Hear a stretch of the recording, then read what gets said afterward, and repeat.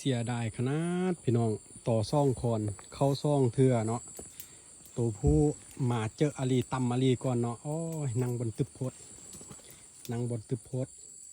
มาอาลีวางไก่อยู่นี่เนาะวางไก่อยู่นี่อาลีนั่งอยู่รุมพุ่นนั่งอยู่หั่นอียกปืนบ่ได้ทุกคนอียกอาวุธโปงล่างบ่ได้เพราะว่ามันต่ำพุ่นต่ำพีเนาะอาลีคิดว่ามันอยู่ทางเทิงทางลุ่มพุ่นขึ้นมาอาลีก็วางไก่ไว้นี่ไปนั่งอยู่ซุ่มกล้วยลุ่มพุ่นสุดท้ายมาทางนี้พี่น้องมาทางนี้เซ้ยมาทางนี้เข้าหั่นไปตื่นอาลีอยู่หั่นโอ้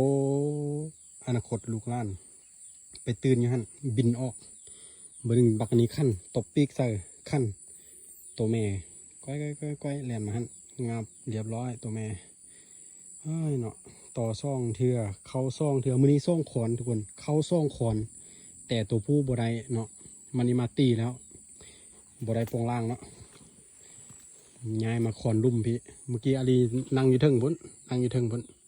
ย้ายมานี่เรียบร้อยอยู่นี่